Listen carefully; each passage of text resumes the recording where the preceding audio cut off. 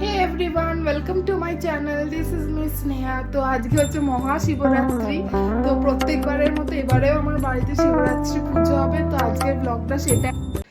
এখন বাজে 10টা নাগাদ, ঠিক আছে। আমি 9টা নাগাদ উঠেছি বিকজ আমার শরীরটা একদম ভালো নয়। দেখতেই পাচ্ছ গলা এসব জড়িয়ে রয়েছে। আমি শরীর খারাপ দিয়ে ঠিক হচ্ছে, আবার শরীর খারাপে পড়ছি। তো গলা ভীষণ ব্যথা, তো এইসব জড়িয়ে টড়িয়ে রেখেছি। তো চলো এখন বাড়ির কি অবস্থা তোমাদের সাথে শেয়ার করি। আমি তো ভীষণ এক্সাইটেড বিকজ সবাই আসবে আজকে, প্লাস পুজো হবে। তো প্রত্যেকবারের মতো এইবারে আমি খুবই এক্সাইটেড। তো দেখতে থাকো।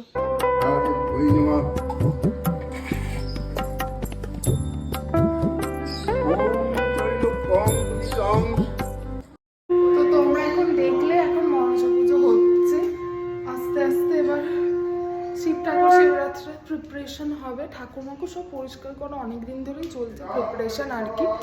তো আস্তে আস্তে সব জোগাড় জানতে হবে। এবার তাড়াতাড়ি পড়ে গেছে, বাট আমাদের পুজোয় 5টা সাড়ে 5টা নাগাদই হবে।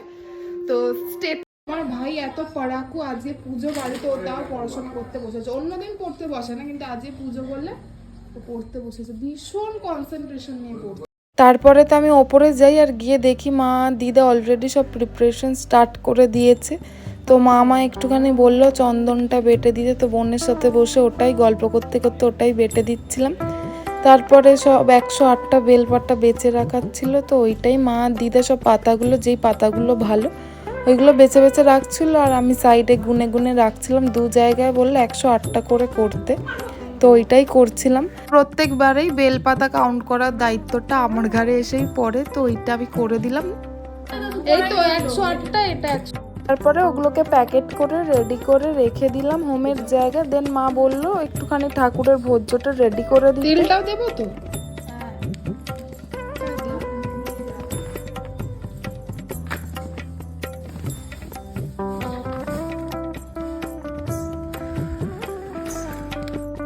ততক্ষণ আমি ভোজ্যটা রেডি করছিলাম, মা ততক্ষণে এটা রেডি করে নিয়েছিলাম। আমি ঠিক জানি না এটাকে কি বলে, বাট প্রত্যেক পুজোতে এটা বাঁধতে হয় বাড়ির সামনে। তো ওটাই গিয়ে আমি মাকে হেল্প করে দিচ্ছিলাম বাঁধার জন্য। ফাইনালি কলা গাছ বেঁধে চলো উপরে, এখন অনেক কাজ আছে। যাওয়া উপরে যাওয়ার পর তো অনেক ফুল এসেছিলো, তো ফুলগুলোকে ঠিকঠাক করে অ্যাসেম্বল করে রাখছিলাম, কারণ সব ঠাকুরকে পরানো হতো, প্লাস একটু সাজানোর মানে ব্যাকড্রপও করার ছিল।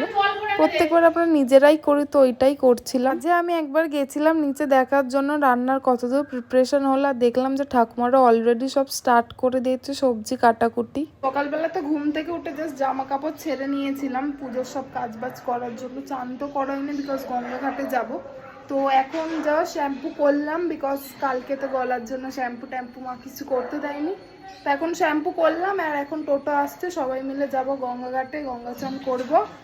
দিয়ে তারপরে এসে তো আরও কাজ বাকি আছে, সাজানো টাজানো, তারপরে নৈবেদ্য হ্যান ত্যান এসব সাজানো টাজানো বাকি আছে, ভোগ টোগও হবে। আর গঙ্গার ঘাটে গিয়ে তো দেখি ভীষণ ভিড় ওই টাইমটা, বিকজ ওই টাইমটা জোয়ারের টাইম ছিল, তো ভালো ভিড় ছিল।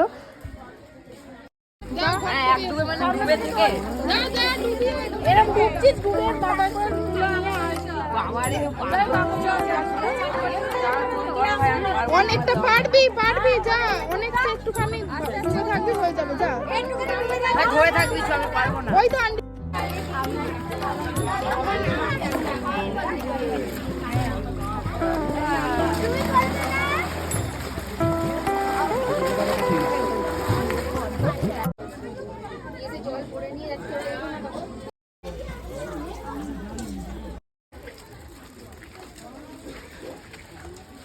গঙ্গার ঘাট থেকে চান টান করে ফেরার পর তো সব ঠাকুরদেরকে মালা টালা দিয়ে দিচ্ছিলাম। মা সব মালাগুলোকে রেডি করে দিচ্ছিল, আর আমি উঠে উঠে সব মালাগুলো ঠাকুরকে পরিয়ে দিচ্ছিলাম।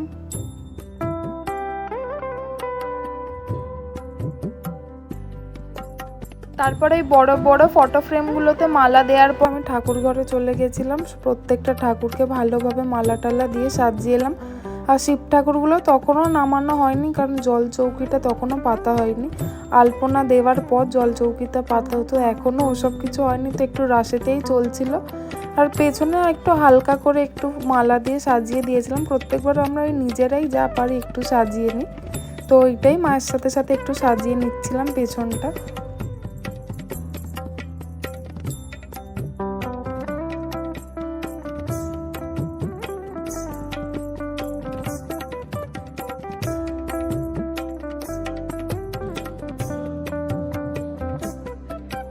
তারপরে সব সাজানো টাজানো হয়ে যাওয়ার পর বসেছিলাম আলপনা দিতে। একটু তাড়াহুড়োর মধ্যেই করছিলাম কারণ অনেকটা লেট হয়ে গেছিলো আর ঠাকুরমশাই চলে আসা প্রায় টাইমও হয়ে গেছিলো। মাঝে জল চৌকিতে এসে মা বসিয়ে দিয়ে গেছিলো। তারপরে নিচে গিয়ে তো দেখি অলরেডি রাঁধুনি চলে এসেছে আর রান্না বান্নাও সব স্টার্ট হয়ে গেছে। আর এখানে দেখলাম আন্টি বসে বসে একা একাই পনির কাটছিল আর অনেকটা পনির ছিল যেহেতু, তো আমি ভাবলাম আন্টিকে একটু হেল্প করি পনির কাটতে যাতে তাড়াতাড়ি। আর এই বাড়িতে এসে দেখি দিদা অলরেডি ঠাকুরের লুচি ভোগটা রেডি করে নিচ্ছে আর ততক্ষণে তো ঠাকুরমশাই ওপরে চলেও এসেছে, সব ঠাকুরদেরকে চান টান করিয়ে বসাচ্ছিল দেখলাম গিয়ে।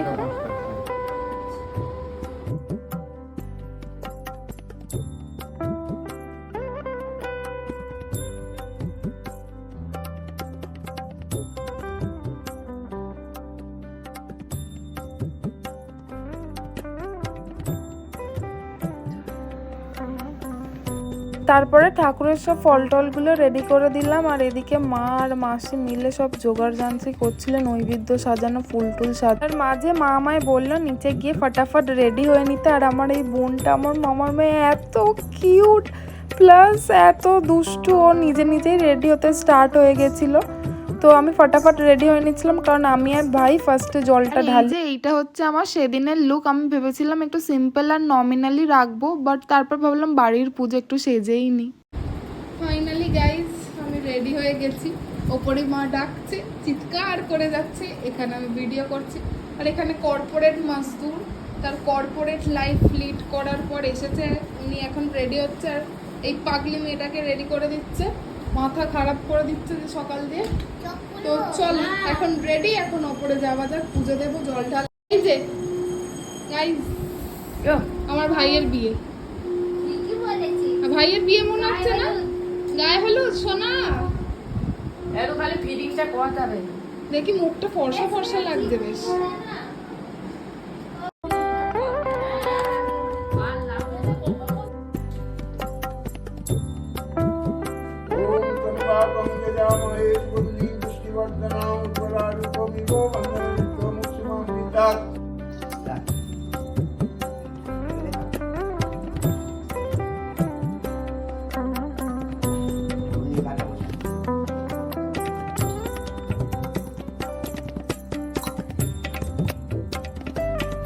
নমঃ শিবায় নমঃ, মল্লং নমঃ শিবায় নমঃ।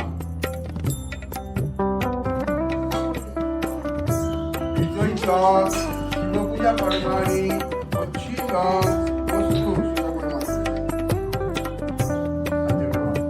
প্রিয়তাং পুণ্ডরীকাক্ষং সর্বযুগে সর্বহরি তস্মিন পুষ্টি সর্বোৎকৃষ্টং প্রেণীতে।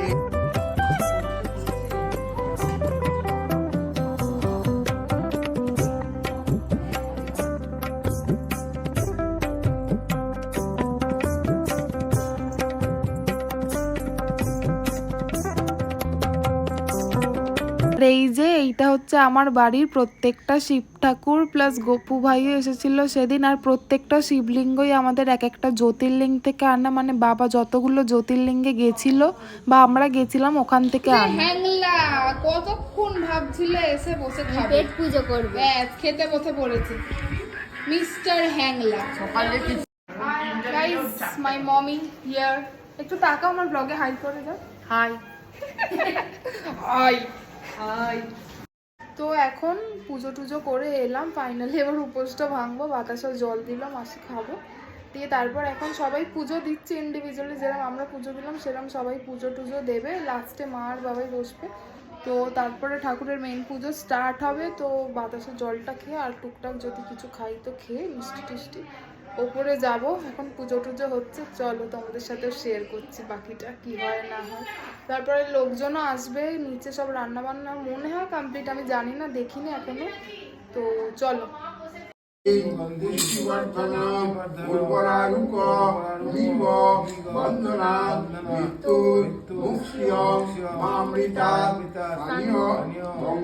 পঞ্চামৃত নমঃ শিবায় নমঃ।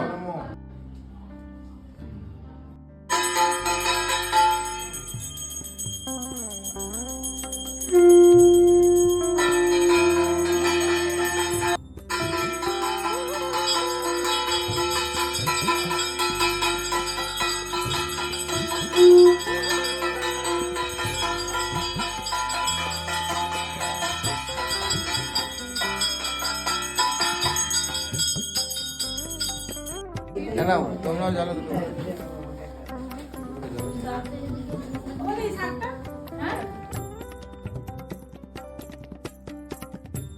स्वाहा ओम नमः शिवाय स्वाहा ओम नमः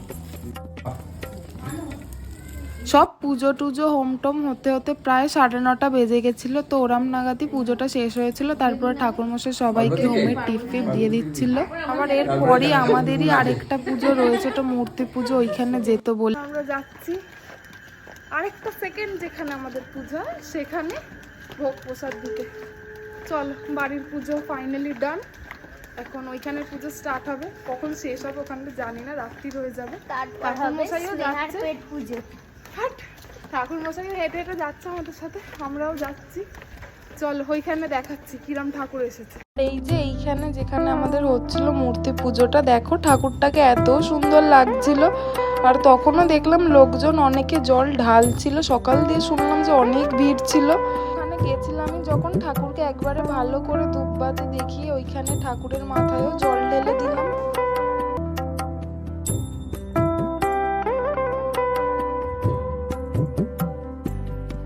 পরে ওখানে দেখলাম যে আরেকটা জিনিসেরও প্রিপারেশন চলছিল। আমি প্রথমে ভেবেছিলাম সিদ্ধি হয়তো, তারপরে বললো যে না, ভাঙ ওটা। ওখানে তো পুজো টুজো করার পর বাড়ি চলে আসি। আর আমার মনে পড়ে যে আমি তো নিজের বাড়িরই একটা ক্লিপসও নিইনি, তো বাড়িটা একটু তুলে নিলাম। আর দেখলাম যে 9:30 10টা নাগাদই মেন খাবার ভিড়টা হয়, তো দেখলাম ভালোই ভিড় হয়ে গেছে। ভালো করে কাজ করছে তো। হাই মঞ্জু, কি রঙের?